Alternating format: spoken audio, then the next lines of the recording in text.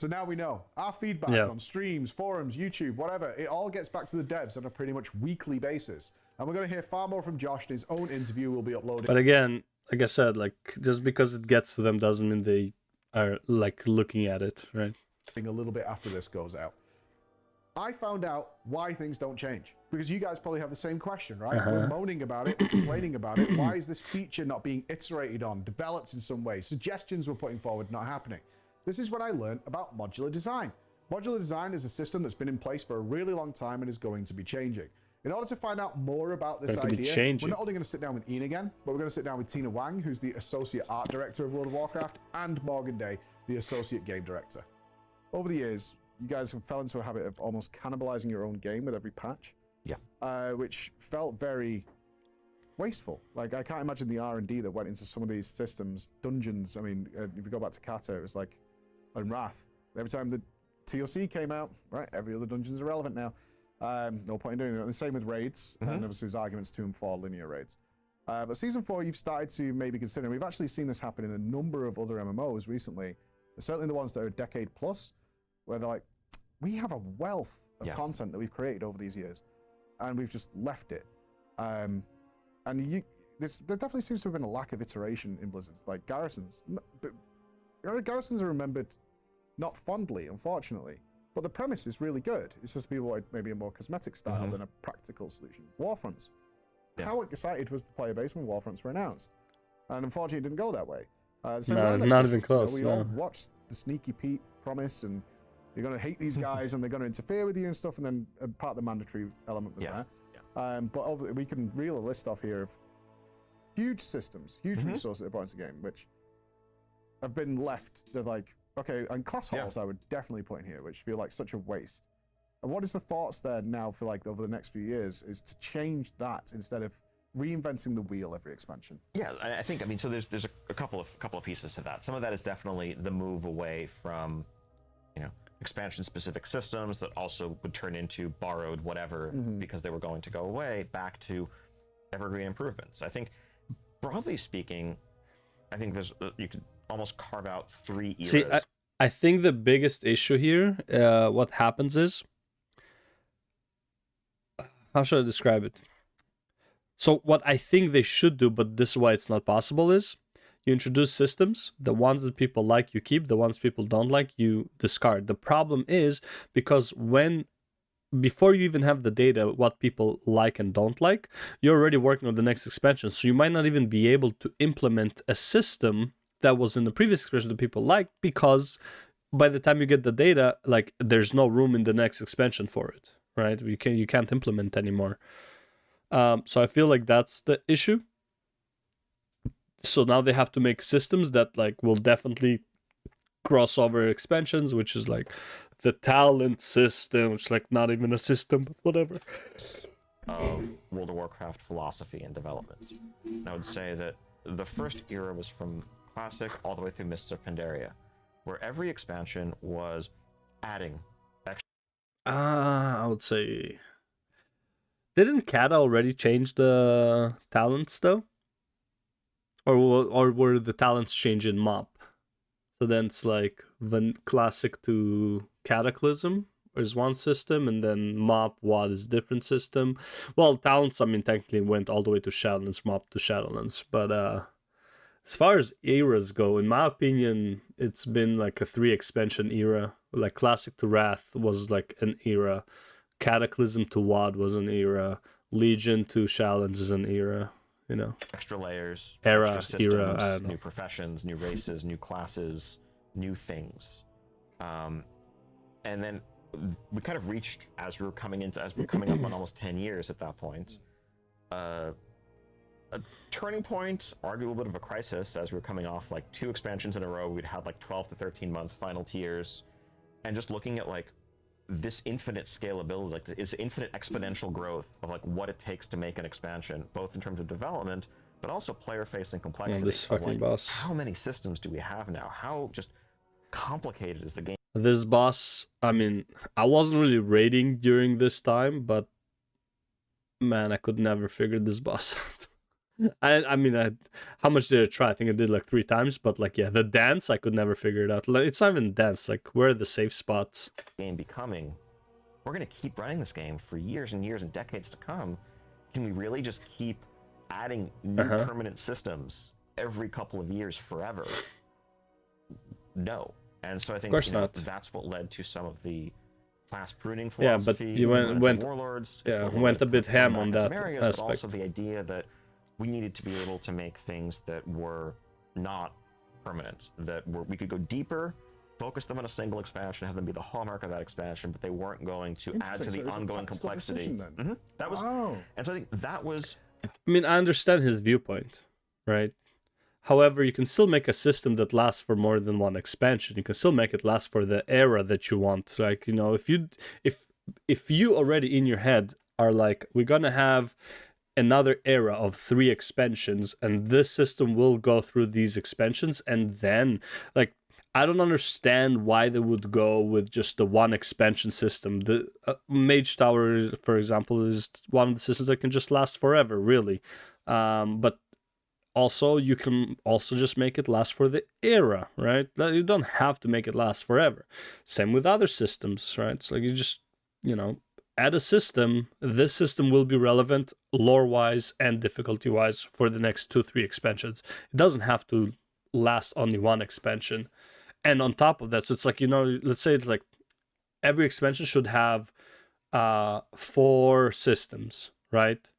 And it's like the first expansion starts with 2, the second expansion adds 2, and then the next expansion removes the first 2 and adds 2 from its, right? So it's like you have two new ones every expansion added, but each one lasts for 2 expansions. Now, something like that, right? Where it's like you can keep recycling, or like not recycling, but like you can keep dumping systems, but they last for long enough for people to actually like get to enjoy it at the way it ended, right? So for example, take a system now, which is like, you know, the Covenant, which is like a worse system, but it's like now Covenants are fun. But people, by the time it got fun, they suffered for like a year, but now it could be fun for 3 years. But it's not, right? It's not going to be fun for 3 years. It's going to be fun for half a year, and then you're done with it. So it's like you suffer for a year and a half, and then half a year of fun, and that's it. So it's like, why? Going into Warlords, and I think, as you mentioned, there were definitely some missteps with the garrisons. But I think, you know, moving ahead into Legion, it was like, well, okay, obviously we don't want something that pulls you out of the world. The class hall in some loose ways with the mission table, with some of its trappings and customization, was a little bit of a successor to the garrison system. We want it to be a social space where you'd see all the other people of your class. And of course, that's where we also brought in, you know, a power component to it, artifact power, and all those systems. And it's important to bear in mind that, you know, we're planning a couple of expansions in advance. The development cycle of an expansion is quite lengthy, from initial conception to pre-production concepting, beginning to flesh things out. So we had, you know, we knew what the feature set for Shadowlands was going to be well before Battle for Azeroth came out. And so a lot of that was the ongoing outgrowth of like what seemed like a very successful experiment in Legion. Legion was very well received overall, very popular overall. People had nothing but praise for its systems, and so part of what, you know, the team as a whole was thinking was like, okay, this is a great formula for a modern expansion. That I see the thought process now. What is our artifacts of the next expansion? What are the things that are going to fill these holes that we're going to leave? Now, there are a few things that we were still blind to. You know, I think first off was the initial excitement of like, oh my god, I no matter how much WoW I want to play, I can always keep progressing my character. This is awesome. I can log in on Saturdays and feel like I accomplished something, as opposed to the raid logging people were accustomed to in Warlords. That was energizing initially, but gave way to fatigue by the end of Legion, as we started to hear, you know, complaints about AP grinding and the sense of like, end of Legion, always be progressing my character. That means I always should be progressing my character. I don't have so you're time talking for about alts the never-ending amount you can acquire. Yes. Versus one thing that took away in BFA was that anything you did gave you AP. Yes, that continues. So I think, but I think again, a lot of the decisions about what BFA was going to look like were already almost completely locked in for all intents and purposes before we started to learn the lessons from Legion. And even, you know, even Shadowlands was beginning to respond to, well, what didn't work in BFA, what was missing from BFA, things like what could the successor to the class halls be, what if there are Covenant halls, what if these are, places that have more depth and interest to them than anything we offered in BFA. But it wasn't really until we were halfway through that cycle that we started to really have concerns about, the shift that had begun all the way back in Warlords, about the modular approach that would take things away.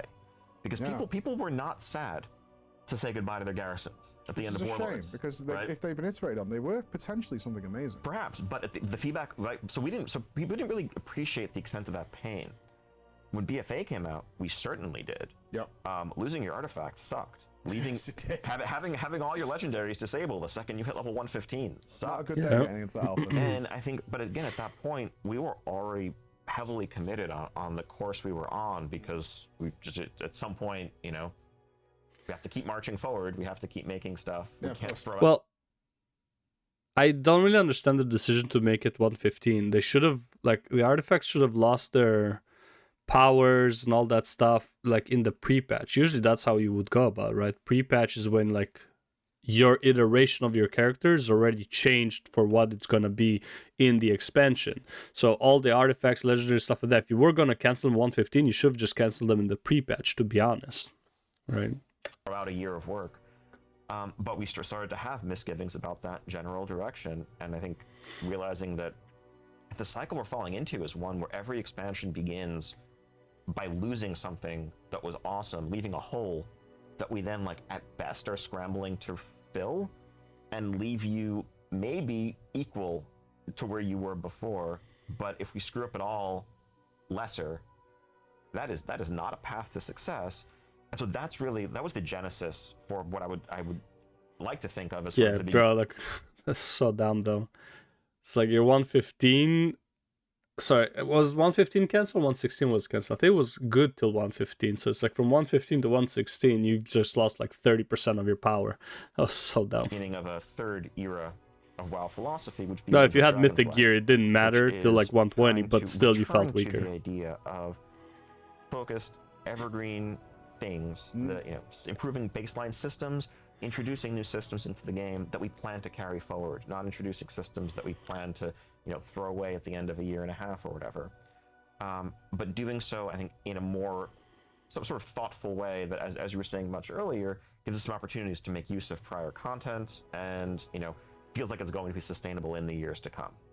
I think we're really at our best when we're looking to solve problems, right? Like when you look at Mythic Plus that was introduced in Legion. Mm-hmm. Really, the problem that we were trying, that started from a problem. We identified a problem of we build these dungeons that are so beautiful, they're so epic, they're really exciting experiences, and then you stop running them after the first month of the game. Yep. Well, the new idea is really cool. Mm-hmm. Mix them all the old ones back in. Yeah, and that's another one where we're looking to really take... This is the biggest problem with WoW dungeons.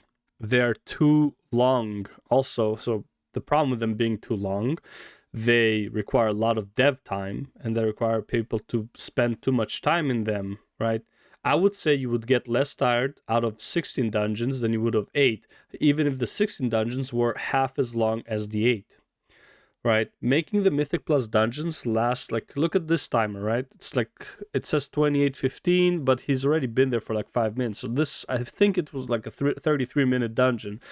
Plus making the group, plus getting to the location, stuff like that. That's a 45-minute endeavor for one run, right? And especially if it's a dungeon you don't really like, right? But if it's the run is 15-20 minutes, it's so much better. I don't think the dungeon should be that long, right?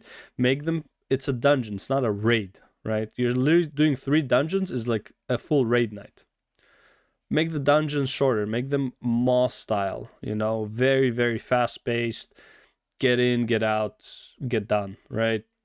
I don't think the dungeon should be so big. And because you're making them shorter, you can just go ahead and make more dungeons, because you don't have to put as much dev time into one dungeon. You can just split it into a lot more dungeons, giving you variety. And now with the old dungeons in the fucking rotation, hopefully you can divide some of them in 2, because some of them are way too long. they're done. You know, it's like, in my opinion, a dungeon, a Mythic Plus dungeon, just fucking 2 bosses, man. At this point, 1 to 2 bosses. You don't need to have 3 to 4 bosses. Some dungeons have 3 bosses. Those are the shortest ones. Make them 2 bosses. 20-minute run. Fuck it, right?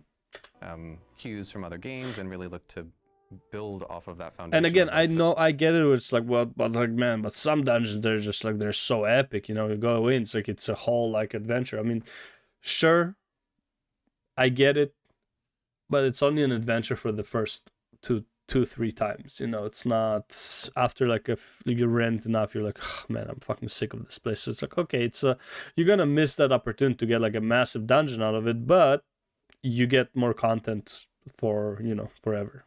Such strong content of like, okay, cool, these were still fantastic dungeons. Also, bro, a random Mythic Plus ability, just like, you know, going to like instead of like going to the dungeon. So going to the dungeon would be a specific one, but you could get into a random Mythic Plus, like let's say a conduit in the hub, where you plug in the key. Let's say you have a plus 15, you have a plus 15 you don't like. You're like, you know what?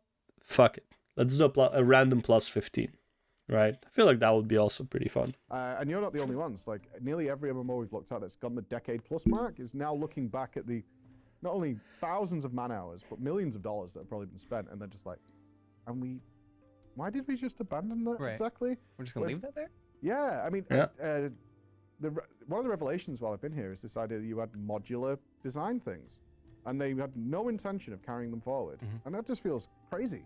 You know, to know that it was fully intentional. Like, I get what they're saying is like, because you start the next expansion, thinking about it, planning it, a couple of years way before, right? It doesn't quite fit into that mold, like Warfronts. Right. You know, probably don't fit into Shadowlands particularly well, so we're just going to make it and leave it behind. But as a general whole idea, do you think that's just going to go away? Like, we will look to, why are we investing time in this and not carrying it forward? So I think there will absolutely be systems that are added to WoW that are evergreen and will continue to, you know, move forward with us, and will continue to evolve those. But that doesn't mean that they can't change, right? You can't think of what it's going to be in 15 years, right? You have to say, like, let's put it out. What do people like, not like, and sort of grow it from there and try and make it work. That's what I think we hope for. Because when I found out, it's like, no, it's never intended to go. I was like, you made like Sneaky Pete and this whole AI thing for islands, and it's like, yeah, but you know, it's not going to go anywhere. So when we see that coming in, I think people will be really appreciative of that idea. Right. And it's always fun, like you mentioned Sneaky Pete and the islands and kind of the AI that got built there. There's always, you know, exciting opportunities when we build things like that to try to look at that as something that we could leverage for a future feature, right? Like, I've always loved the idea of like, gosh, it wouldn't it be cool to add like an arena that was just played against like, you know, AI essentially, but what if we made them really good and like, that could be pretty fun, again? Right? Like, can we like recreate some of the like BlizzCon champions, like how they're playing? That would be really fun. And like, hey, play against the BlizzCon champions. Like, what? We did use some of the technology, right, with things like the comp stomp, Rathi Blazing comp stomp. So they certainly are not Chalice Arena champions that you play against. It's like basically the honor farm situation, but we try to find small ways like that. This modular design concept is really, really important to understand how World of Warcraft is made, and it will answer a ton of questions you probably have about features that came into the game and then disappeared. Features you probably consider to be failures. Torghast, Island Expeditions, Warfronts, etc. The potential, in my opinion, was not a failure. Like the acquisition, well, I mean, how should I say? I don't think on paper these were failures. There were failures in execution, but the way that they were originally, or like the potential of what they could have been, was not a failure. In my opinion, just the way it ended up being was a failure. Etc., etc. The way it works is Dragonflight is about to come out, but Dragonflight has actually been in production for 2 years. As me and you are talking right now, and no, I did not get to see anything, I intentionally closed my eyes, the next expansion is already in the works. Now they have to base what's coming out next on what they've done before and what you guys might like. The best example here is Artifact Power and Azerite Power. Ian mentioned that during Legion, they took a risk with artifact power, a never-ending grind, and it was met very, very well by the players. It was because it was new, exciting, and also, I mean, we got the Ashbringer. I mean, like, you know what I mean? Like, it's like the lore implications of this was fine, right? Yeah, but you get tired of everything. At the same time Legion's coming out and people are responding to this, Battle for Azeroth is already in production. This system is going to continue in terms of Azerite power. That means But the system itself wasn't fun. The Azerite powers were kind of, you know, poo-poo. So obviously it wasn't fun. And you also said that it replaces tier sets. Artifact power never replaced tier set, was on top of. So you kind of like, there was more than just the endless grind issue with Azerite power, okay? means that the guys are already building their island expeditions, these daily quests out where things will pop out to collect Azerite power. They're already building Azerite armor. This is all the stuff they're building as the natural succession to artifact weapons and artifact power. Yeah. It's not until the end of Legion that people start getting annoyed with artifact power. It's an endless farm. I've been doing it now for 2 years. I'm getting frustrated by it. Oh no. Yeah. Our next expansion has exactly the same system in place with more I mean, I'm sure it wouldn't be that hard to put like a cap on it and call it a day. twists and turns involved in it. And there's nothing they can do about it. We've already built it. It's ready to go. We can't just scrap it and start again because it takes 2 years to make more things. Done to scrap it. You just fix that one issue of endless grind. Okay, let's not make it an endless grind. Or if it is an endless grind, just increase the amount you get and whatever. And it's like, just because increasing level doesn't mean it gives you power, right? Just stop giving the rewards for the power. Just because it can keep grinding doesn't, just because you can keep getting it higher doesn't mean it needs to reward you with anything, and then people won't care about it. It's like, okay, well, Azerite power 60 was the max rewards, but you can get to 100 if you want. You're just not going to get anything out of it. This modular design concept also plays into this. Let's look at mop farms. Mop farms were super cool, but they make no sense when going into the next expansion, Warlords of Draenor. What they do, though, is use that technology. So we see mop farms as a cool thing that disappeared. The trick is, it was never meant to continue. What it did do is turn into garrisons. Now, garrisons contained a bit of farming and a bit more customization. Garrisons disappear. We as players see those features as failures. We look at garrisons and we say failure. I mean, okay, as a okay, fine. Failure. We look at island expeditions, failure, and we consider them failure because they don't exist going forward. The fact of the matter is, they were never going to carry forward. Now, this leads to various problems on iteration. How much resources, if players don't like it, can you throw into a system that you know is going to be gone in several months? Because the thing is, like, people think that's like garrisons are gone, but what did garrisons introduce? Work orders, right, or whatever you want to call them. Right, like the table where you send your followers on missions, you still have that. So the mob farm, which gave you garrisons, and now garrisons gave you this basically phone game, and that lasts till Shadowlands. I don't think you're gonna have that in Dragonflight, but like that system technically lasted 3-4 expansions, right? All the way from mob being the farm, into advancing the farm into that, into building your own garrison and sending your followers, whatever, on missions. That lasted through Legion, WoD, Legion, BFA, and Shadowlands. You still had that. Did you have it in BFA? I believe you had it in BFA. I don't remember. But Shadowlands, you definitely had it. Legion, you definitely had it. The answer is not I think you had in BFA. Because you're going to be rid of it soon anyway. That's what's going to happen. And its replacement is already being built, if not already built. So you know that you're going to get an upgraded version. This is why they utilize the technology at the back end to make the next thing better, or they hope it's going to be better. So mop farms becomes garrisons. They then use that garrison technology to create class halls. They then use the class hall technology to make covenant sanctums, using that same tech. And therefore, they don't consider it a failure. But in the player's eyes, we do consider it a failure. And this is what's going to change. Instead of us constantly slotting in these Lego bricks of these various features and systems that we don't understand, like Soulbinds and Netherlight Crucible, I mean, the Soulbind was weird. weird. We just were like, what is this? And then it just disappears. But the Soulbind is actually like, it's technically Netherlight Crucible with just a lot more options, right? So Now we're going to look at things long term. Talent trees, we can keep that going. The new profession system, we can keep that going. And whatever else Dragonflight has in mind. One second. Example, now we're going to look at things long term. Talent trees, we can keep that. Okay, so the whole thing with the talent trees, we can keep that going. If you consider talent trees as a new system, you should also consider the previous talent branch, I guess, as a system, and that lasted since fucking Mists, if not Kata. I'm not even sure when it was introduced. I feel like it was Kata, but okay, let's say it was Mop. So like that shit lasted for many years, right? That's like yes, like,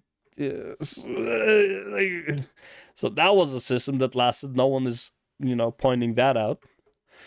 Professions, I mean, professions have been fucking changing them since forever. Like every expansion, they've been changing them. So that going. The new profession system, we can keep that going. Yeah. And whatever else Dragonflight has in mind, I feel like I don't think you can keep the profession system going because of how the profession talents work. What else? Like, what are you gonna add on top of the professions? Like, you're already increasing quality, increasing the amount of ore you get, for example, right? So increasing the quality of the ore you get. I think there's like mining speed in there as well. It's like detecting mines or some shit. I don't know. But like what are you gonna add on top of that? It's like you're already like a bigger fucking range of detection, a big like faster mining, more quality. It's like you need a rank 9 ore. Right? It's like, what are you really gonna add on top of the profession at this point? I feel like the profession is also one and done. Maybe a second expansion, but most likely the professions are one and done, unless they like reset it. Or like they're gonna treat it kind of like how they did the previous professions, where it's like, well, you have Wrath professions, and then you have Kata professions, then you have WAD professions, stuff like that. So it's like you're gonna have another layer. So the system will be the same, but it'll be like you are proficient in Dragonflight professions, but you have no proficiency in whatever new expansion profession you have. So you start from 0, but it's like it's the same exact system. I don't know, like. Will still be some things which are expansion specific, because it does make sense that the new Island Expedition doesn't make sense in a Shadowlands environment, but it should be way less so, with much more care given, like other MMOs are doing, to allowing them to go forward and be iterated on and stay with the familiar for the players. This feels like it's perfectly in line with the actual gameplay core loop that you're changing. Are you worried? Because I feel like the game has been out so long now. Someone like me could go look at Dragonflight and be like, heaven. I can come away for a week like I am now here with you guys. I'm not screwed. Yeah. I'm not screwed over. I'm not screwing my raid team or anything like that. And this is fine.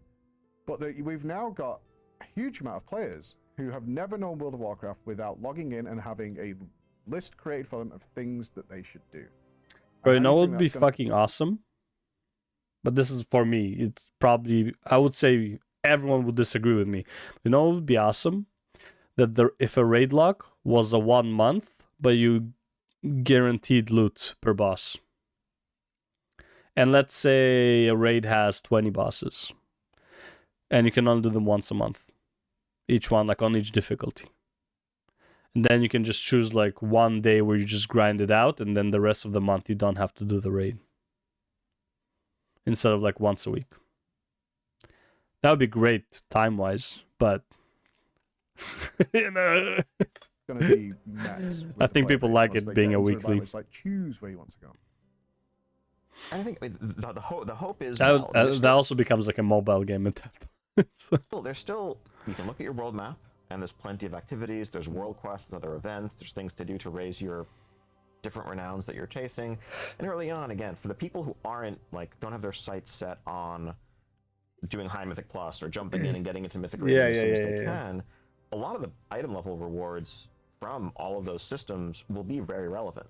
And going and helping either Rathian or Sibelian out the Obsidian Citadel, Who did you or choose? otherwise. Depends. It did you choose? depends on how I feel on any given day. Commit. Coward. No. Pick a side. We'll see what the canon choice ends up being. But in any case, like all of those things are offering powerful rewards. It's not like we've just said there's no more reward in the game. But for the people who, the people who are focused on the hardcore stuff, who are getting, 410 plus gear from other sources, they have plenty to do. And we don't need to try to, offer them more reasons to spend more time in World of Warcraft than they're otherwise spending. And I think, all this is just there with a sense of freedom to explore it as you see fit. For some people, maybe you're going to focus on... I mean, he says it, but I kind of remain unconvinced just based on how just the vault already kind of debunks what he says. But yeah, and getting raid ready during the first couple of weeks, and you'll come back and check out the renown tracks later because there are mounts or dragon riding skins or other things you want to unlock. Or again, if you're someone who's really focused on professions, there are specific recipes. If you're a leather worker, you're going to want to work on that centaur renown to get some of the leatherworking recipes from there.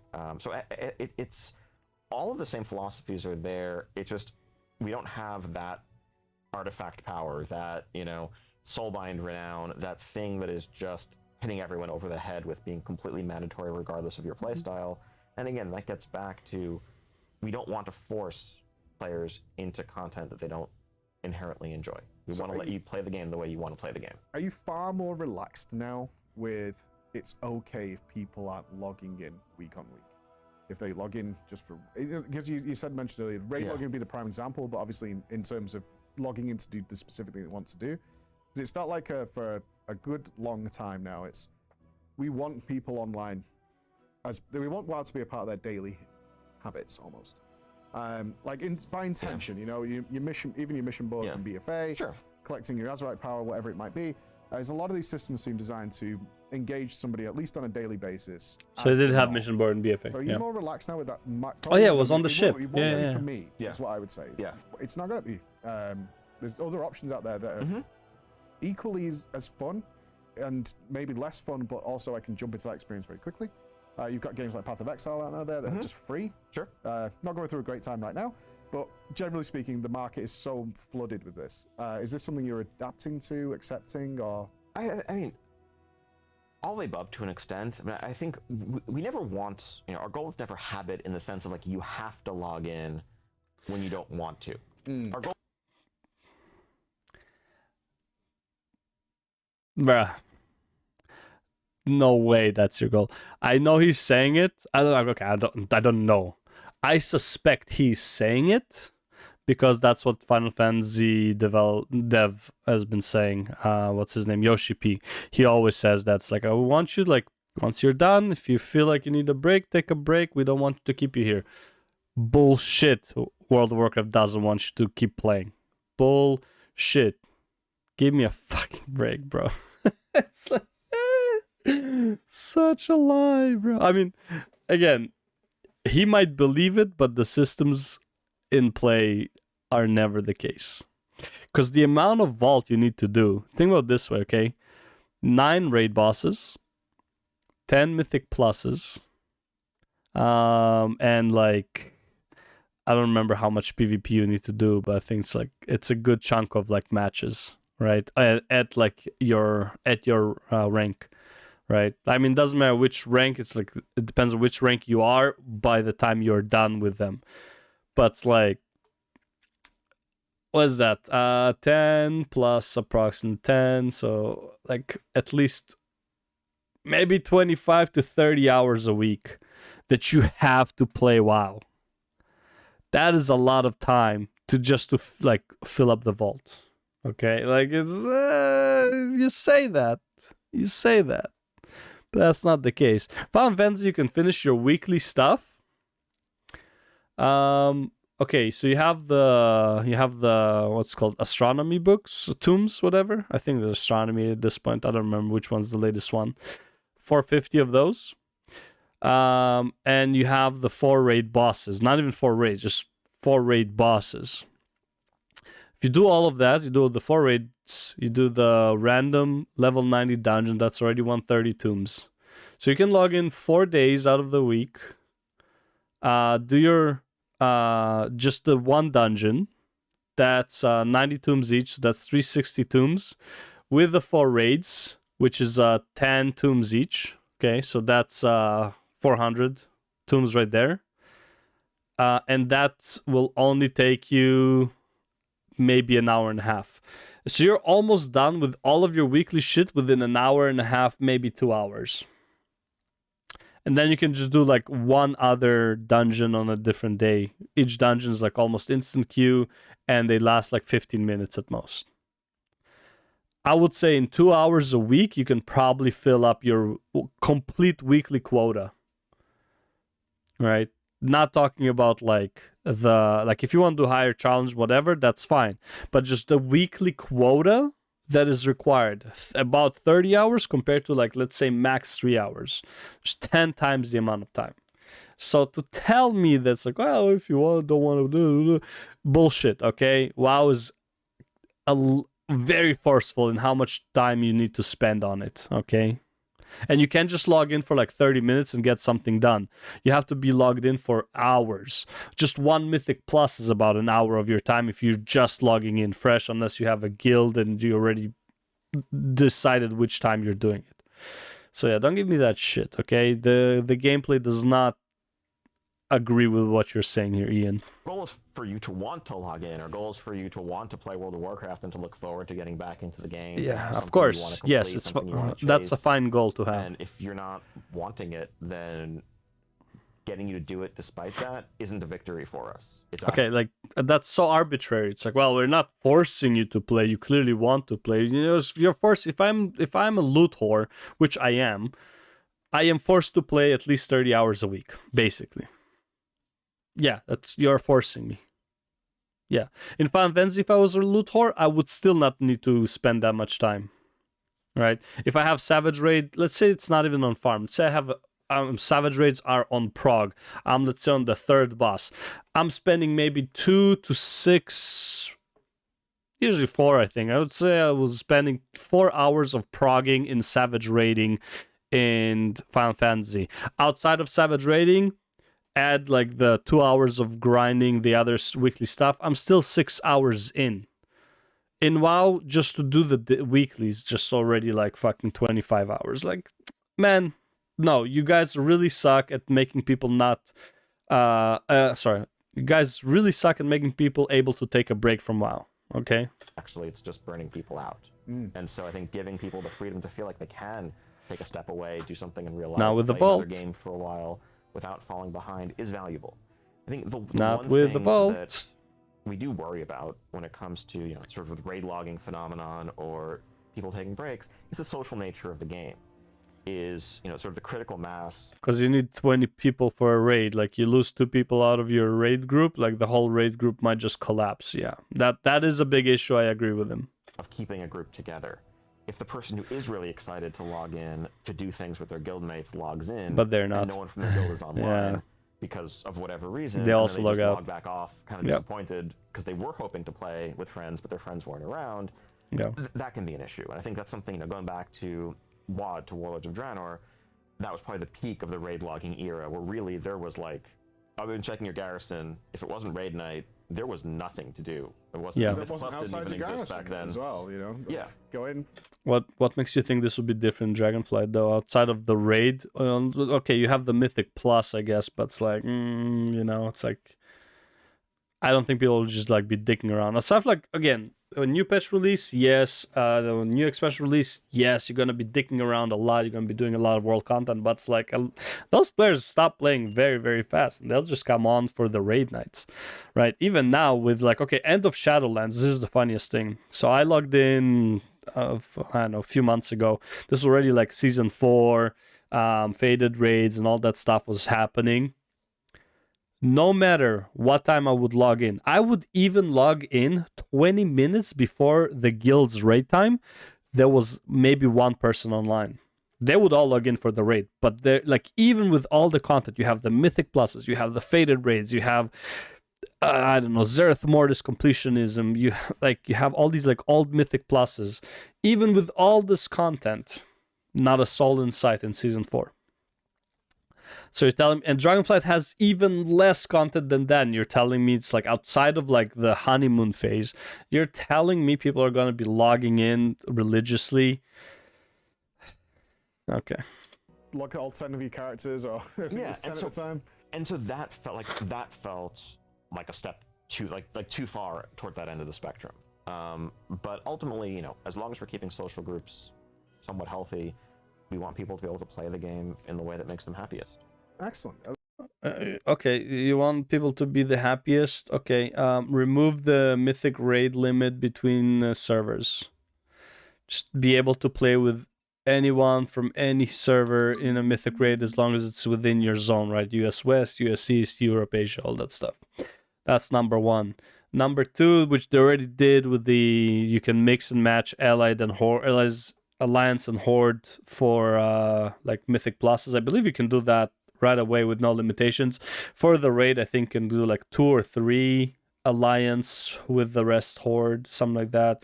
It's like, it's not too bad. It's not ideal, but it's not too bad. Obviously there'll be balance issues with that, but I mean, it's not that big of a deal. Like, this is all very Simple as that, positive, right? Yeah, it's like, it seems like it should. It's kind of a no-brainer, but well, no, I mean yeah. that's the experience I've had, and I've been on some mystical quest now, like Kung Fu, is like trying all these different experiences. Like the main thing I'm seeing is they just create experiences that you want to log in for, you don't have to log in for, which is what I remember from World of Warcraft. There's a player base of millions of folks who've said, we like this game, we've chosen to make this our home, we ignore them at our folly. Like, Yeah. And like the thing is, like, this is how big like the missed opportunity with Blizzard. At some point you had 12.5 to 13 million players during Wrath. You are now at like maybe 2 million players. Let's be generous, 3 million players. You're missing like 10 million players that used to play WoW that you could have tapped into, right? Obviously, out of the 10 million, some will never go back. No chance, but yeah, Blizzard just wants the juicy cash. See, the thing is, what if water is hydrophobic and it's actually laying on the ocean? That's interesting. So the thing is, it's like, I don't want to view Ian as Blizzard, okay? I want to view him as like from the developer point of view, but I don't agree with him from the developer point of view. I get that Blizzard just wants the cash, right? But this, like, the systems, even though there are like no systems in Dragonflight, the way loot works, the way the vault works, and all that stuff, all of these, from a developer point of view, I don't agree with him. I'm not a developer, but like what he says as a developer doesn't make sense, right? It's like way too much time wasted. And so the point I was making, 10 million people to tap from, right? What if baby is actually old, but they age backwards? Pretty sure that's not the case. However, if you look at the life cycle of a human being, we go back to where we started, right? So it's like a baby starts like all like curled in. You grow older, you straighten up, and then as you grow even older, you start to curl in back to the same fetus position. So in that case, but yeah, I don't know. I just think that's like they're really like neglecting the player base, and he agrees they are neglecting a lot of the player base, and this is like not the nicest thing to say, but it's like the players who stay during Shadowlands, during like the whole like the sexual allegations, the bad content, the disrespect of the players, all this shit that was happening, that so many people quit. Our first humans who made other gods. So this whole thing during what's it called? During Shadowlands, where basically 75% of people stopped raiding based on logs, right? The ones you really don't want to listen to are the ones who stayed, right? It's like their opinion is so irrelevant because they will stay no matter what. So you can use and abuse those guys, but the people who left are the ones you want to get back. It's like, it's because it's more than half your player base left. You want to bring those back, right? If Adam and Eve are first humans, who made other gods? I did in a factory in China. But there's only one God, bro. What are you talking about? God bless Allah. You want to make game addicting. You do. You 100% want to make a game addicting. You want to lose yourself in the game. I am totally fine with this. Games should be like fucking drugs. Okay? Like, that's the only way the game is a good product. You want to be like a fucking drug. I'm totally down for it. I'm totally down to being addicted to a game. I think that's fine. I mean, it's not healthy, but it's fine. That is the goal of the game. You want to be addicting. But there's addicting, and then there is, well, what's it called? A sum cost fallacy or something, the time cost fallacy, for what's it called? But it's like, basically, you already invested so much time in the game, that's why you're not quitting. So that's what I'm saying. Like, those 25% that stayed, their opinion doesn't matter. They're gonna stay regardless. They already invest so much time, they can't even let go of the game. But the 75% who left understood that even all the time that they invested in the game is not worth them staying. Those are the people you want to listen to.